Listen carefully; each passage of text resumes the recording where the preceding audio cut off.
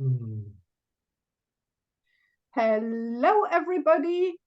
This is Naraya here, the media coordinator for the Turning of the Ages Mystery School, with another episode number 3 of the Seed People Spotlight, which I initiated because I am fascinated and would like to introduce you to some of the incredible people who are associated with this school from such a wide variety of backgrounds, cultures, generations. And so that's my joy and pleasure. And today I am absolutely delighted to be here with Khar Wei Lee, Khar Wei Lee. So tell us first how we actually, I mean, I know we address you as Khar Wei, but the name. Yeah, I know. Mandarin name, Chinese name is always a confusing one. So it's different. Like for a Chinese Mandarin name, and you can kind of see the culturally, even the naming shows you family patriarchy, for a lack of a better word. Like it's we will get there. Like in most names, it's always the first name, me, individuation, before the family name. In the Chinese culture, it's always the family name before your given name. It's the actual name itself is Lee, Khar Wei, family before individual. But in a Western context, English context, I always swap it to make so that people understand it's not, they will call me Khar Wei instead of Lee, that kind of situation. I get you. But in any case, we're gonna call you Khar Wei. That's as easy as it. Okay, that's fantastic. And so I know obviously that you are a foundationally certified TOTAMS astrologer, and also that you have a very special topic that you are interested in. And so we would like to talk about this topic a little later. And first of all, really, really, really welcoming you here. And on the TOTAMS Astrologers website or that tab, one can find all TOTAMS astrologers worldwide, and one can find Khar Wei there as well. I'll put all the links, as always, in the description box below. So, but tell us a little bit first, Khar Wei, where in the world are you? And we will get to that in a moment, a bit more in detail. So hi everyone, and thank you, Naraya. Social media maven, we will always call you. like your role is crucial to keep everything in check and in place in communication.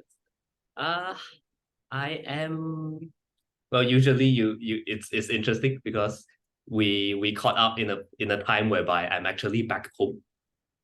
On unusual timings, people will always see me appearing at different countries and nations because I'm kind of like a digital nomad. I like a new digital nomad, I say. I have been traveling across like multiple countries over the past half a year, and I will continuously be traveling after this month. This coming back home just for the intense Scorpio season, I say. And yeah, like childhood home, childhood room, everything seems familiar, everything is intense on this month, chosen deliberately to come back here this month to simmer in the intensity of family events. And we will see where that ends up. Yeah, I understand home is Malaysia, Kuala Lumpur for you, yes. Right? Important question, yes. And which, now, just very quickly listing, bullet point, which are the countries you've traveled in the last 6 months? Which are the countries you are going on to be traveling after intense Scorpio season? After the Scorpio storm has passed. Exactly, Scorpio storm. Majority Southeast Asian countries. I have been to Chiang Mai, I have been to Taipei, I have been to Bali, I have been to Vietnam from north to south, and it's fascinating. Like those are the countries that, and people will figure out very quickly. Like after I keep on ranting that I have traveler essence, traveler planets in me, Sagittarius in short. Like I'm really like a traveler on physical level, on mental level, on spiritual level, across all possible spectrums. And yeah, majority over the past 6 months, Southeast Asian countries. And I'm one of the many reasons I come back here is actually to apply for a US visa. So like next year, looking forward is really after spring, because Southeast Asian people are very scared of the cold. I'm very, very scared of the cold. We are tropical all the way. Like we can't take the cold. So am I. I'm not a Southeast Asian person, but I enjoy tropical climates and hot sun. So yeah, like after I get a visa on spring onwards, I hope to be in US. I hope to be in Arizona. I hope to be in the next eclipse, and definitely Europe, Canada, Scotland next June. Yeah. Woohoo! Well, then that would possibly mean that we're going to meet in person, and I would absolutely really love and appreciate that, because those two events are on my timeline as well, for making that happen. World events allow. And but you know, before we go any further, I really would like to introduce you a little more in depth, you know, because when I actually read your bio that you've put up on the listing page on the TOTAMS website, I was like, whoa, how old is this young man? Because it sounds very, very impressive. So let me just read that out to people so that they get a little bit more of a background on you, Khar Wei. Is that all right? Yep. Yeah, wonderful. Khar Wei is a shamanic medical astrologer, holistic health life coach, and corporate consultant dedicated to inspiring, reawakening, and realigning our inner authentic being in our hero's journey into becoming. He describes himself as a curious, optimistic, and broad-minded eternal youth in a lifelong quest for deeper meaning, truth, and contribution. A polymath who explored and mastered many areas across health, psychology, philosophy, spirituality, leadership, and consulting to connect the dots with the bigger picture of life. His passion includes extensive global adventure travel, we've mentioned that one, to experience humanity across diverse history, cultures, and nations. Khar Wei's clear life calling into the holistic health and personal transformation scene was through a decade-long family struggle to care for a terminally ill parent, implanting the deep conviction that full-spectrum health across body, mind, heart, and spirit is the path towards true freedom, potential, and fulfillment. He dedicates himself to educating, inspiring, and empowering present and future generations to take proactive agency in their life choices, vitality maximization, and disease prevention to lead a purposeful, potentialized, and fulfilling life. Whoa, that's impressive. That's a long one. Maybe I should make. But it's wonderful, because it really, to me, it also showed how very consciously you've been, you know, distilling that from your life experience so far. So that's quite impressive, because, you know, I have also worked with younger generation people a lot in my past, and still at times, and not everybody, rather the minority, is, you know, so conscious also about what kind of languaging they use, and so on and so forth. So would you like to just share a little more about yourself, maybe what your work is besides being an astrologer, if there's any such thing, and how you found your way to TOTAMS, for how long you've been with this school, so that kind of bit. For sure.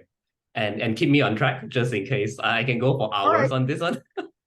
So hi everyone, especially to the TOTAMS community.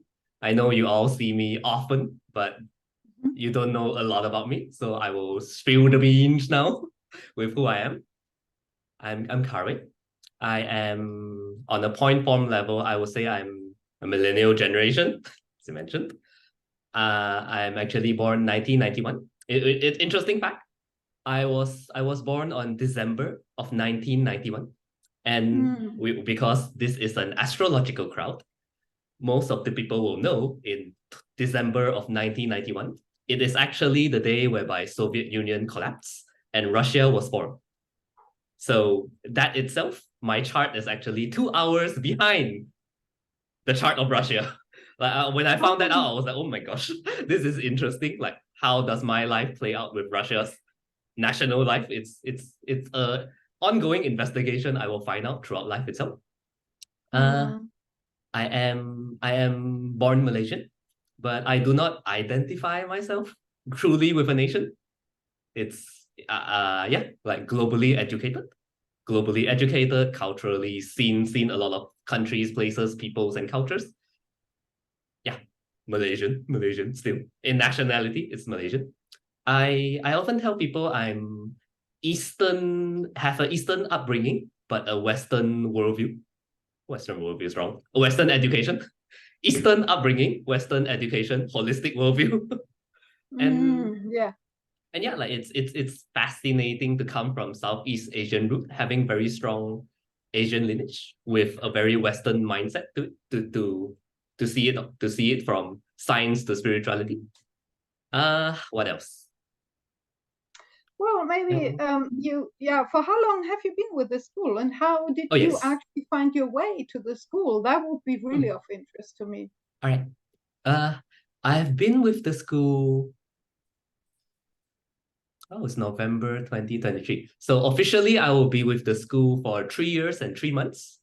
It's actually fascinating because so before all that bio, all that holistic health, all that psychological studies into philosophy and all, before that all steamed, I actually work as a very cutthroat corporate business financial job. It was actually like I come from that background. I actually stem from business. And it was around that time, it was the age 27 nodal reversal. That, classic astrology experience that you wake up, this is not for me, this doesn't feel right. And yeah, like I make that big jump on a Saturn return, whereby I took a master's in health, in applied epigenetic health, and I enrolled myself into TOTAMS school. It's that entire Saturn return experience. So I'm a classic Saturn return experience case study, I would say, like making that big, massive life trajectory shift from corporate to what truly aligns with me. And after having this, going back to corporate. Whoa, which goes back to the word question. Yeah, no, I totally get that.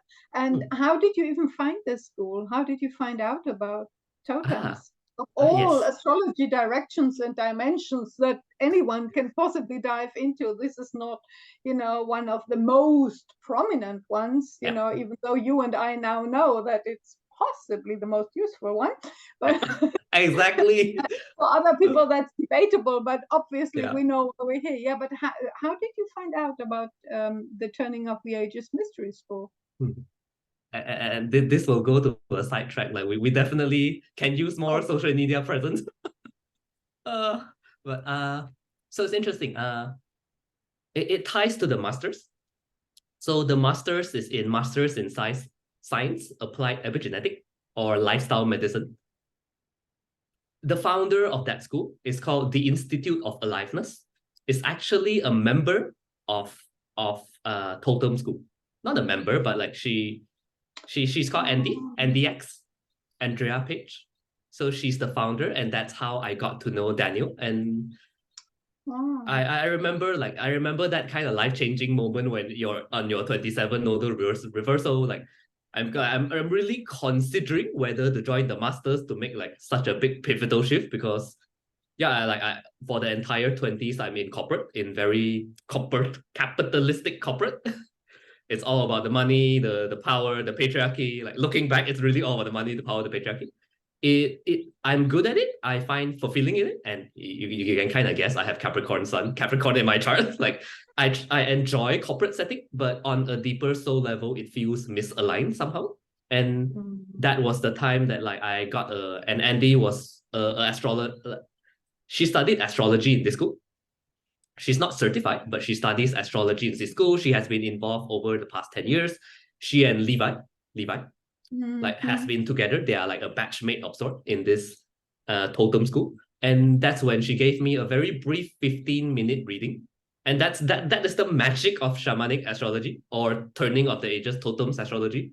A 15 minutes summarize brief reading would it implanted something in me. It got me curious. It's like especially on the sacred marriage relationship part, because some parts I know, some parts is I know, but the especially the sacred marriage topic on what is your Mars, what is the Venus, I really don't know. Back then I was so blindsided by that. I was like, what? There's this side of me? Like what? That kind of situation that got me interested, that got me researching the school, Capricorn research. I'll research everything as though researching Daniel, researching the school, what's the history. There are tons of free content on YouTube if anyone wants to find it. I got the massive privilege of like flipping through a lot of the YouTube contents before buying the book, which I still remember the night whereby the book came. Like the physical book came, like I spent at least, it was like around 8 to 11, that kind of situation. I spent at least 3 hours reading and digesting through the entire book because it was that content jam-packed and good. Like that itself is my first introduction to totems. Back then it was called Shamanic Astrology School, now Totems. And yeah, the rest is history. Like I immediately signed up for the first course, and one course led to the other. Like it just gets better and better, from natal chart to timelines to relationship.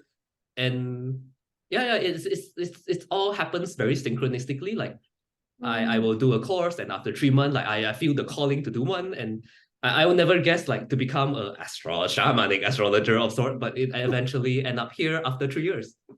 To be amazing. Oh, that's absolutely what a wonderful story. What I'm condensing here really is how a 15-minute reading from this particular, from the perspective of this paradigm changed your life. Exactly. I mean, that's incredible, like, what are they talking about? And woo, in you went, and never, as far as I can sense into, never looked back, Never looked back. I want to really point, because you've already mentioned the inner sacred marriage, and now within the school, you will know that as much as I do. We're just in the process, and probably when this video gets released, it's already out, hopefully, of the launch of course 3, relationships, inner wholeness. So, and I know now, and that's why in particular I was so eager to get you on this episode now at this time also, that the dissertation you wrote with Tifa is about sacred masculinity, which obviously is not necessarily a topic that one would expect a young Asian millennial man to dive into, right? I suppose that most in your culture will actually accept the roles as they are being handed to them, and not necessarily question anything there. And I want to go into that deeper with you in just a moment and let you really go on a rampage of this topic. I just want to read briefly as well some part, because you sent me a summary of your dissertation, so a paper, and I just went through that and again thought, wow, this is such valuable stuff. I've done some men's work as well in my work in Africa, and I know how important this is. And when people asked me back then, why are you working with all these young guys, right? I always said, well, because every single one of these young guys who even understand a little bit what I'm talking about when it comes to values, when it comes to aligning your life with certain values that are respectful, loving, peaceful, and so forth, will impact not only every partner he's ever had, will ever have in his life, every daughter he may ever have in his life, his mother's aunts, every woman he ever meets. So I would always say I make a much greater impact by working with young guys. Whilst even if I work with women and they get to a sense of empowerment, they still have to struggle with the ingrained masculine versions that we are normally being confronted with, and there is no going from that. But I really want to just quickly read a synopsis that I've put together here from the intro to your paper. So the paper itself is titled, "Is Traditional Masculine Ideology Serving or Limiting 21st Century Millennial Men? A Nature and Nurture Synthesis." As men read through the recent years' media headlines, they are shown the public portrayal of a crisis of toxic masculinity, gender inequality, and patriarchal social system. The recent anti-sexual assault movements, such as the Me Too and Time's Up, also stirred up deep moral panic in the minds of young men that masculinity is being questioned, scrutinized, denigrated, and held accountable. This calls into question the future role, function, and direction of masculinity for the younger millennial male generation. In an ever rapidly, unpredictably changing and increasingly polarized world, are millennial men doomed to inherit, live, and perpetuate the past lineage of the traditional masculinity ideology, or is hopeful upward change in attitudes, behaviors, and narratives possible? One more paragraph, because I really like this stuff. Khar Wei hopes to inspire deep inquiry on the hidden conditioning impacts and future possible evolution on millennial masculinity through investigating its historical lineage, present state, and potential evolution, encouraging millennial men to develop towards a broader, healthier, and whole paradigm of masculinity, to step up and embody a more conscious way of living, being, and becoming, rooted in their authentic, actualized, and empowered masculine essence. Hallelujah to that. Yeah. So going with the English. For me, this bringing into balance, obviously, and healing both the fracture points within the sacred feminine and maybe even especially within the sacred masculine is the most important task of our time at this great turning of the ages, because it's not just shifting one again into the other, but actually coming into a balanced and I would call it a win-win for women and men.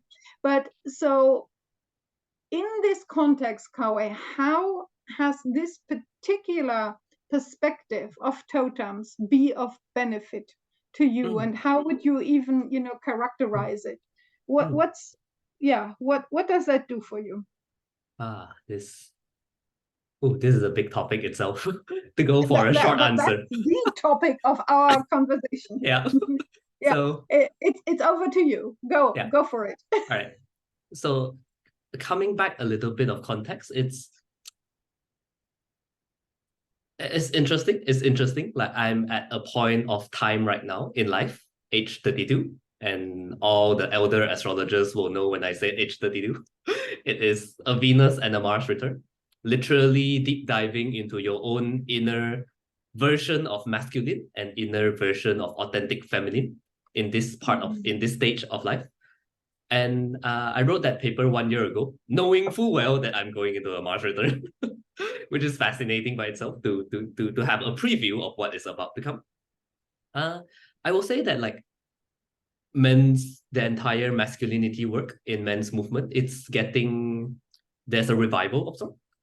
There has been a strong revival over the past 30, 40 years. It stems from women's studies, that men's studies came to be. And like famous author like Robert Bly, Robert Lawler, David Data, the controversial Jack Donovan, a few controversial ones for sure. And it's not that they're right or wrong, because from TOTAMS paradigm astrology, if one were to go into men's studies, it is very generalized. It will always promote like, oh, you need to be more masculine, like that traditional sense of it, and masculine in terms of like muscle, brains, that kind of predominantly muscle and brain, whereas the feminine predominantly goes towards to spirituality and emotion. In astrological lens, it is males are air and fire, women are like water and earth, that kind of perspective to it. You know, it all links. Like astrology is really a lens of a language itself, a lens of perception. It ties spirituality, psychologically, physically, like it's all like figuring that out is all linked in the first place. And yeah, like I did my research, delve into it, noticed that majority of the men's studies, which is valid, very valid by itself, because ultimately what they are all saying, it's an integration of holistic self. Your physical strength, your mental strength, your emotional willingness, your spiritual attunement. Like it's a synthesis of all different bodies that we have, the all different parts that we have ultimately. And to answer directly your question, yes, it is valuable, like men's studies and the entire masculine men's circle, men's movement, rite of initiation. It's very, very valid and powerful by itself. Recommended that every man, regardless of age.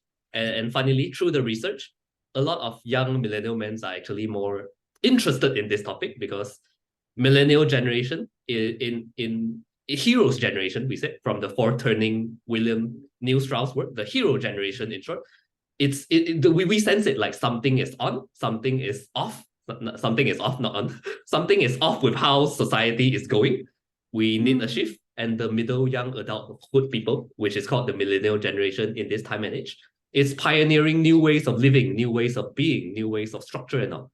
Like that's why a lot of predominantly millennial men are very interested in men's work. We are getting ourselves very involved in it.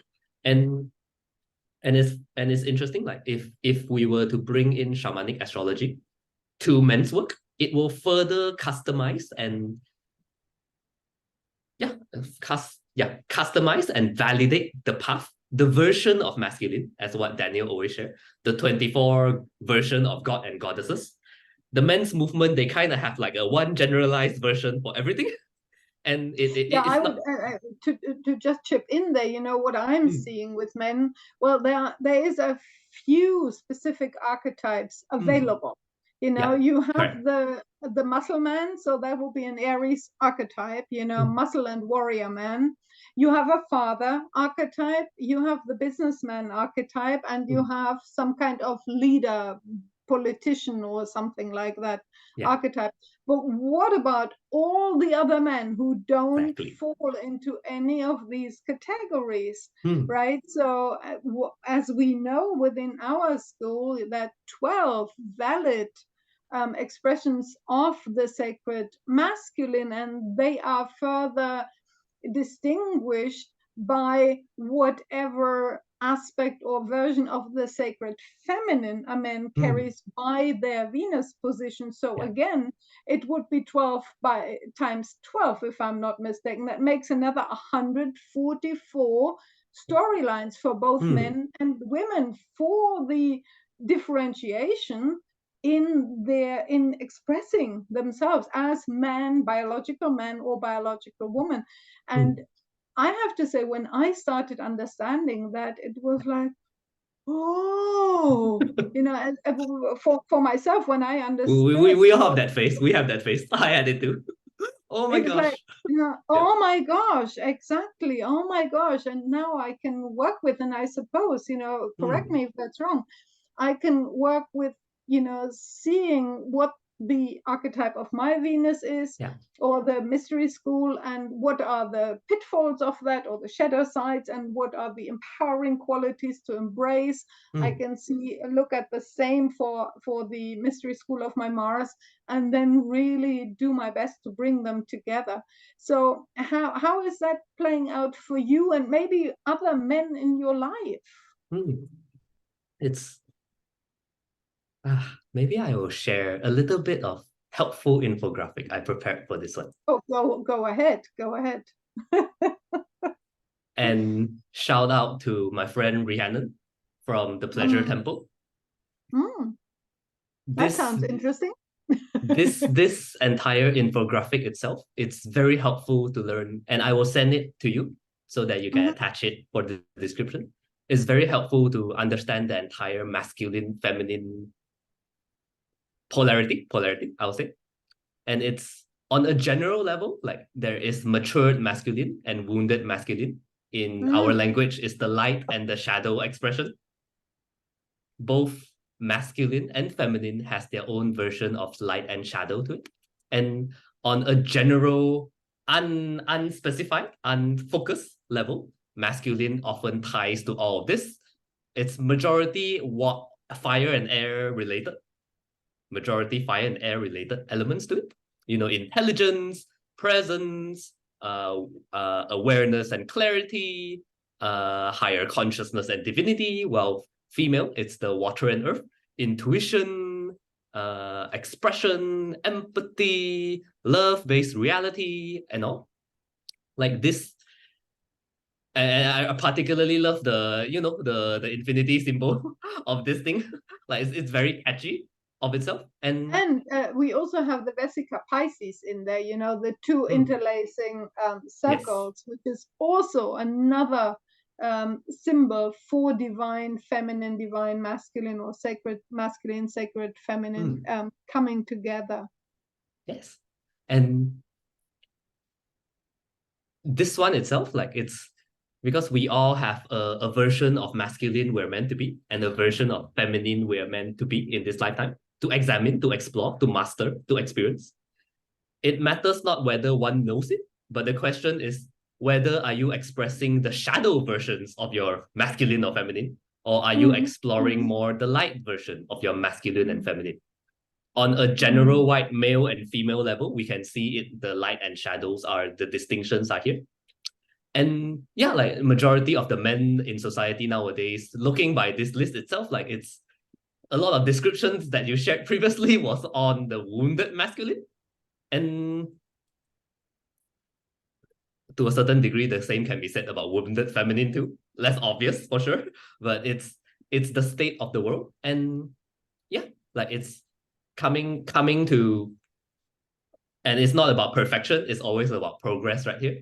Coming to realize that we have a matured higher self versus a wounded self.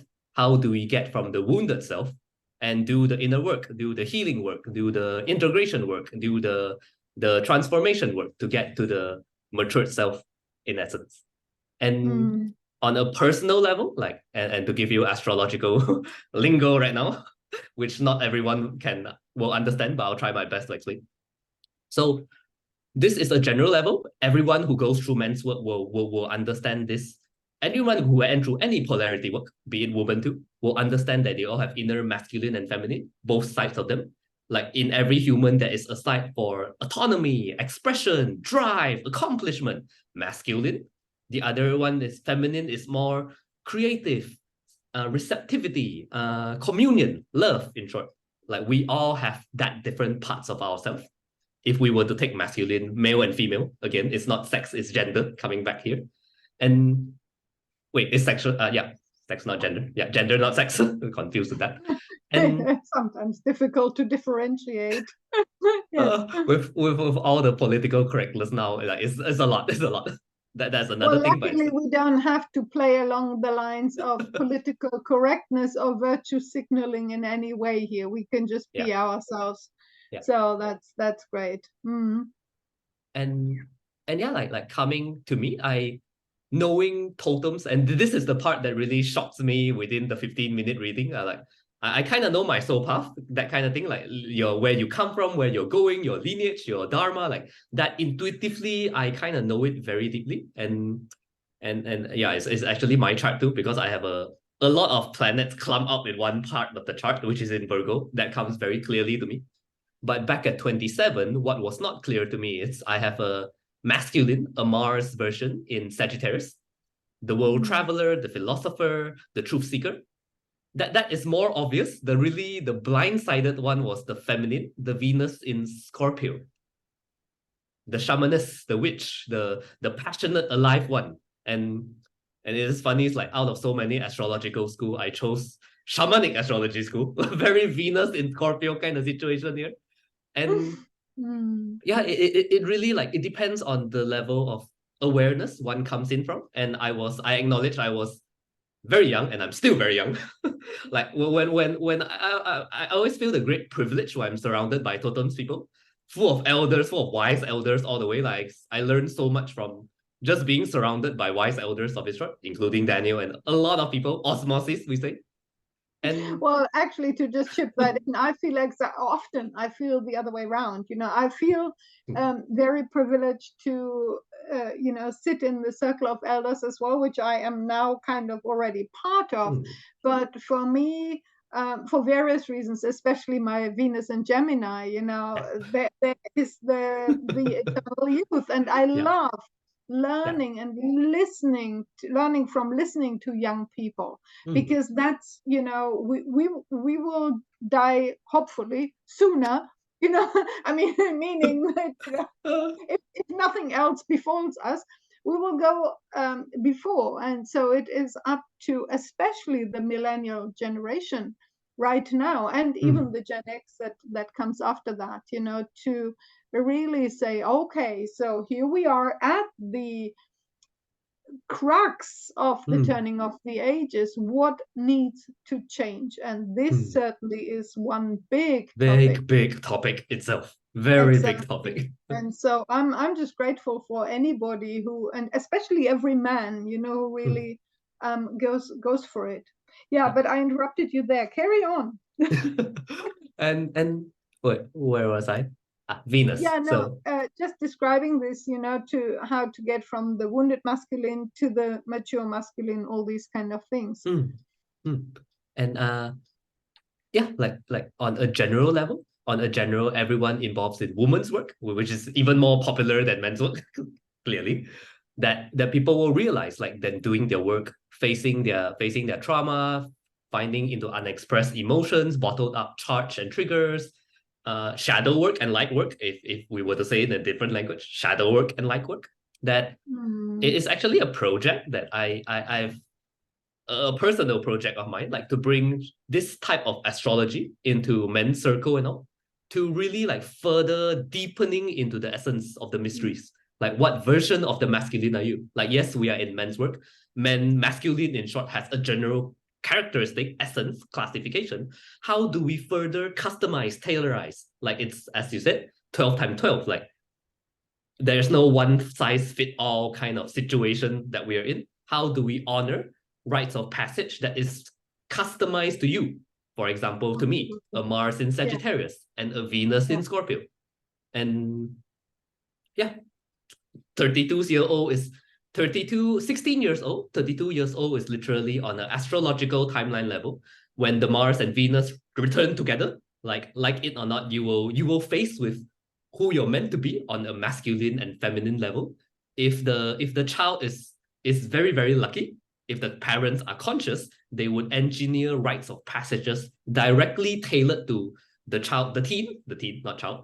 teen's exact Mars and Venus, masculine and feminine archetype. They get such a leg up compared to other people.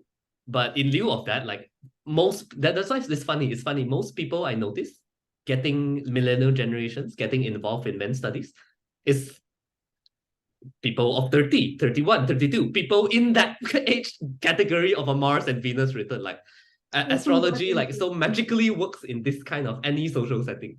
And yeah, like fitting what is the direct yoga activities, right action, as we say, right actions to the particular person. And yeah, like this gives off me, like, this will give off my chart right now. Like, I am traveling very aggressively, very vividly, very alive, because I have Mars in Sagittarius, the traveler sign.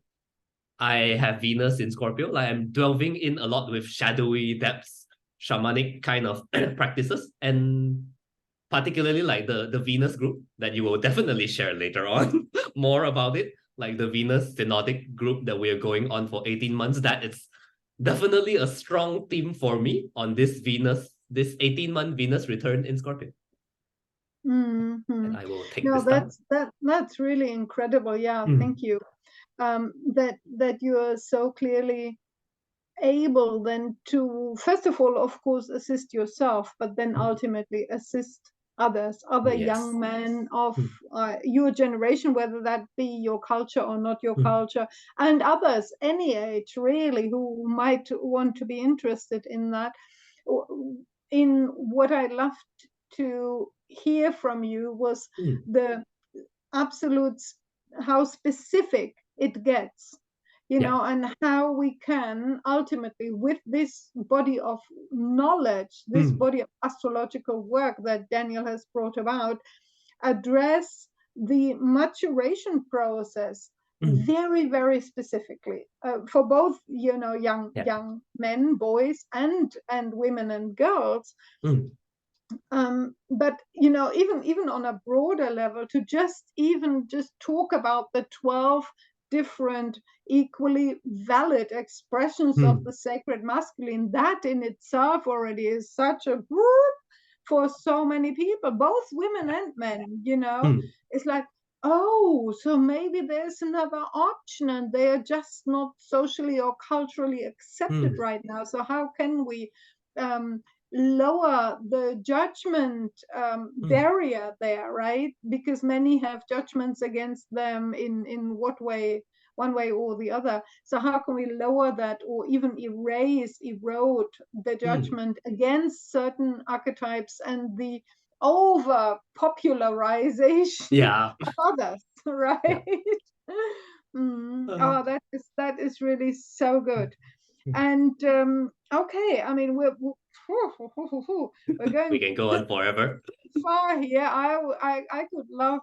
I could chat with you for hours, but so you've already answered that in the contrast, obviously, how this is also valuable for women. So this is not just men's work, but obviously as a man you come from that angle and are also having a specific interest to share it with other men. And I mean, honestly, you know, huge blessings and prayers for that path of yours, so that it really reaches a lot of people. And like that 15-minute reading changed your life, imagine you start giving 15-minute reading. Maybe you do that already Started. Kind of in passing, you know, share this information with men, and they say, what's he talking about? What is he talking about? You know? So we're also the skepticism, oh, this is astrology, la-di-da, you know, woo-woo, erodes very quickly when people realize how this is actually practically applicable to their lives. And in that respect, I want you to just briefly, because we're running out of time, mention also how this is actually applicable in relationships. Oh yes, I'm about to go there. I don't know. I mean, you may not want to answer that question, and that's perfectly fine. Are you currently in a relationship? I mean, one-on-one, intimate, you know what I mean? So it's, before I answer this question, I'll circle back. Oftentimes, like, shamanic astrology reading is funny in a way that if you go from the level of the mind, you will deny it, you will reject it, you can't get it. But it always stirs a deep inner knowing, a gut sensation, I say. And I always invite people, never believe me, verify me, prove it to me in your own truth. Like, live your life, whatever your gut, like that fire in the belly kind of situation, whereby whatever I say, if it can be like, for all you know, you can give me the wrong chart, we never know, but don't trust me, trust your gut. And as what Daniel always shared with me, and even now I'm having this experience, nobody has yet to refute it. Hopefully I'll see my first one soon, but nobody has yet to refute the inner truth itself. Like, when they trust something is within and they know it, it's the astrologer who is merely here to mirror and to validate that truth in them, and to give permission, like, to be who you're meant to be, authentically meant to be. Wonderful. I love that. You know, to give permission, even though nobody needs permission, but in a way we all do. You know, I have done emotional healing work as specific modality in the past, which was kind of my major healing modality. And this aspect of needing permission and very often not doing certain things in life totally unconsciously because the permission was lacking. Maybe our parents may have died long ago, and we still are waiting for permission from our mother or father to do a certain thing or not do all those kind of things. So that was always a big part of that. So that you really gave a key word there. So that if people realize, and if men realize, there's so much more to the expression of the sacred masculine than just this 1, 2, or maximum 3 versions that we see everywhere and that have been groomed and are perpetuated by the patriarchy, then I believe we can start making progress. And when they understand, I mean, I am of that opinion or belief that men have been violated, let's put it, violated by the patriarchy, possibly even more than women, or at least at this stage of the human journey. That's where the balance is, because women have done their thing now for a couple of generations. Not that that was always beneficial and helpful, you know. Many movements of women have been hijacked and so on. We're not going to go into that right now. Coming back to the main question. Exactly. But you know, in that respect, so it's so valuable to have people like you really focus enough on that, and are able to open up that new and much broader perspective in that non-judgmental way that the school is very, very strong on, and I love that as well. And to touch on that, it's literally inner sacred marriage work before outer sacred marriage work. So its relationship is the portal into self. Every external relationship is always a relationship, a mirror into self relationship. Aries Libra exists. that interesting situation. That like it, regardless of whether one goes through the inner sacred marriage work first, a marriage between your personal Venus or Mars, or you go through the outer to go back to the inner, it really doesn't matter which one starts first, because both leads to the same situation anyway. Ideally, an intentional relationship always comes back to self, whereby I learn more and I integrate more about myself through the partner and all. And like this really is the crown jewel of this, the third course in relationship itself. Like we will teach, like I get a sense of a lot of inner sacred marriage before outer, and it's coming back to the social conditioning part. Like it's funny, it's like when I first met Daniel, and it's a cultural thing, because as you shared opening, Asian cultures is all about householder, like why don't you get a girlfriend, like what's wrong with you, well, why don't you get married, you're 28, you should get married by this age. And like noticing all your friends following the cultural narrative. I'm not sure whether it's their essence. Some yes, some not really. Like they like I personally am a very, on a shamanic astrology lens, a very renunciate sign. Like all my planets are renunciate. I used to beat myself up so heavily because like what is wrong with me? Like what am I not interested in relationship? And knowing this work itself, like, oh wow, like it's like the Virgo moon, the Virgo rising, the Mars in Sagittarius is like Aquarius job, like triple, quadruple renunciates all the way. I've never been that interested in, you know, short-term flings, girlfriend, boyfriend situation for the entirety of my life. I've been in relationships, but it's, as a Virgo sign, it must be deep, intimate, conscious on physical, mental, emotional, spiritual. Like that, the bar is high. I say the bar is very high. I know. Yeah, it's not easy. And yeah, it comes back there. What you're saying, it comes back to the term permission. So you know, once you understand this, you can easily, hopefully, give yourself permission. Well, that's just who I am. You know, it's not a one thing fits all. Not everybody has to, you know, like me with my Libra moon, you know, I've been running for, with and after relationship. Well, pretty much for all my life, until I'm now understanding, and also with the assistance of this work, realize, hang on, there is a different thing. I can shift into my actual relationship axis and the purpose thereof. So to understand, if I want to be in a long-term relationship, why would I even do that? And that is different from what I've always thought it was.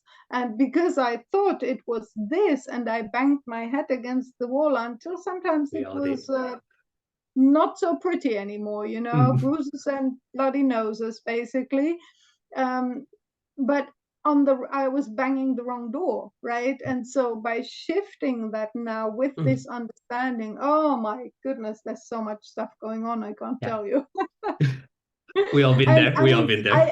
I also always say, you know, I love working with younger people, or even conversing with young people. Look, I'm going on to 60. You've just cleared 30. So basically, you're almost half my age, right?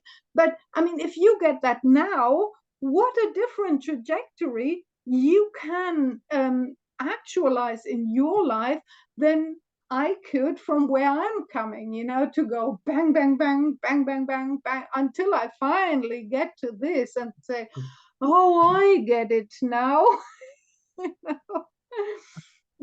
Yeah, it's an ongoing, not belief, passion of mine.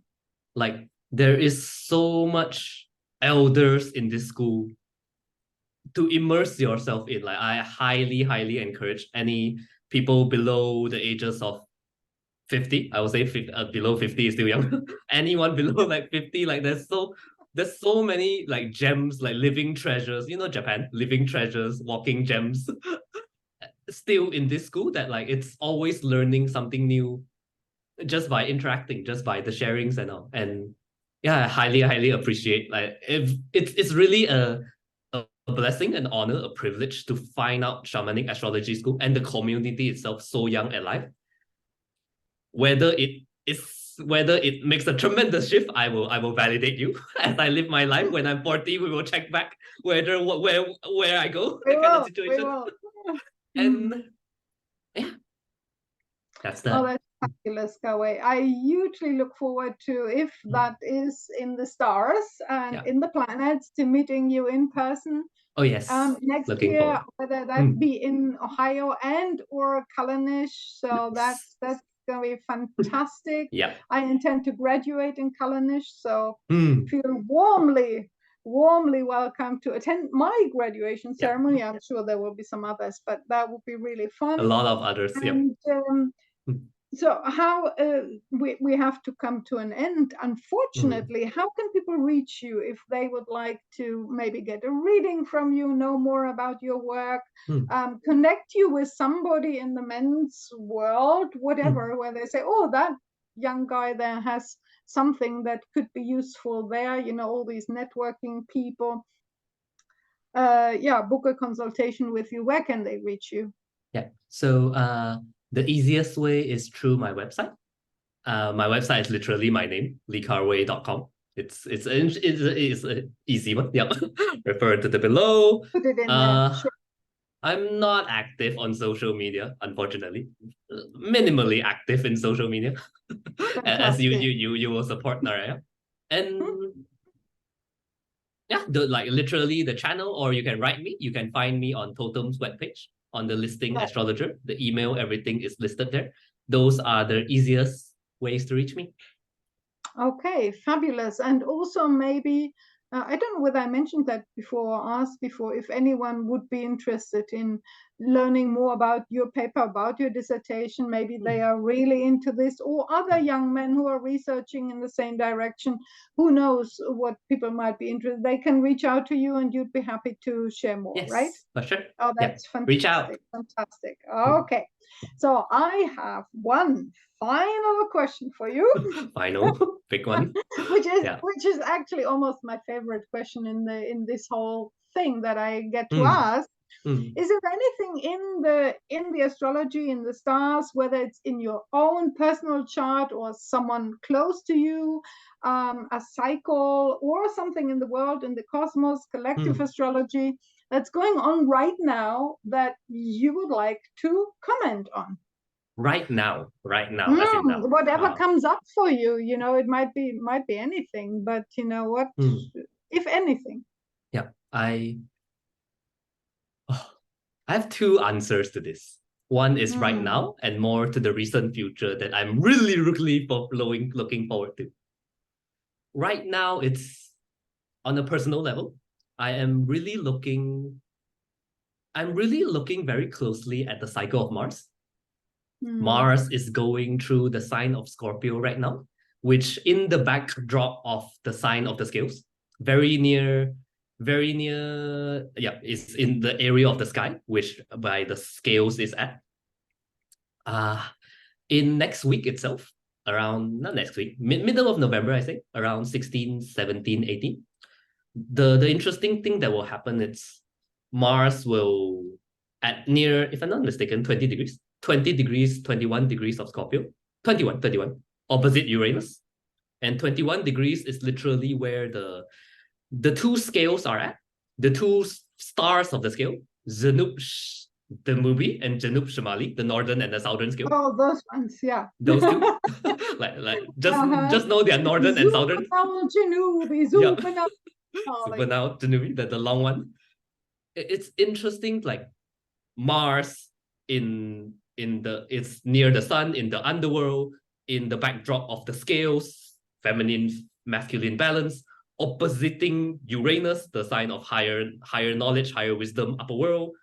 Like that is a transit that I look forward to, because it's literally like that will happen immediately before Sun conjuncts Mars. Directly, Mars is in the underworld, like a type of awakening before you go to the underworld journey, in the backdrop of the inner sacred marriage, the fixed position of the inner sacred marriage. And yeah, on a personal level, my Venus is directly on that, on like 21 degrees of Scorpio. I was like, all right, Mars is on my Venus oppositing the Uranus. Let's see what happens. Yeah, it's like that transit itself. And when is it's over our next Venus, the third Venus check-in call. So we will continuously steep into the mysteries. And on a bigger global level, the 2026 Pluto-Uranus trine is on my radar. Looking forward to that, how that unfolds. Wow, yeah, no, that's a very big thing. Here we go to the outer planets and how they even converse with each other, which is, in the farthest reaches maybe of what we would call the mystery, the great mystery, right? And how such things then play out on the world stage. We have seen big events over the last couple of years, and everybody knows what we're talking about. And currently as well, we're seeing big events, war activities, and all these kind of things. Yeah, no, that's fabulous. You said that was happening at what, 20 Scorpio? 21 degrees of Scorpio. 21. Yeah, that's exactly opposite my Mars. I have my Mars at 2033 of Aries. So. Oh, nice. Oh no, that's Libra. Try. Yeah, no, it's then opposite Uranus. Yeah, no, I get you. Yeah. Oh my goodness. No, I have a lot of involvement with this cycle with my Mars as well. So whilst Mars is doing this journey, I have well, I won't go into all of these, but I have a big Chiron thing going on. First Chiron being opposite my moon in Libra, and then eventually very shortly thereafter in Chiron's speed, which is slow, it will conjunct my Mars in Aries. So that Aries, for me is really a big relationship healing time, where I can step back and say, oh, whoa, step back, review the whole thing. How have you done it in the past? How are you going to go forward in the realm of relationship? Okay, it's an absolute delight to chat with you. Unfortunately, we have to kind of get to the finish line here with our recording. Anything else that you would like to share? right here, right now?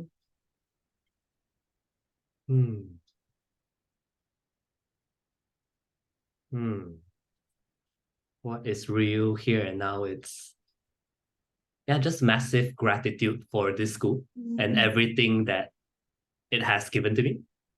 And calling in more people.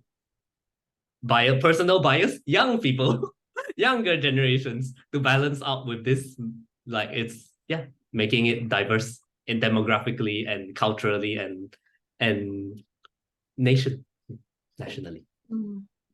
Beautiful. Well, we'll keep it at that, Khar Wei. You've got the last word there. I ain't gonna add anything to that. But thank you, Thank you, Naraya. And I wish you really all the very best with whatever it is that you're doing out in the world, because the way you have integrated and are continuously integrating that within yourself, well, that's a walking example. And people will, as always, they will look at you and say, what's that young guy got? I want some of that, you know? And I love that kind of when you're an embodiment of what it is that that you're preaching, and maybe even embodying before you're preaching it. Okay, you are going to stop the recording right now. Thank you for everybody who watched, and take care until we see each other next time. And we will see you all in class or in future courses. Bye. Absolutely. Thank you. Bye.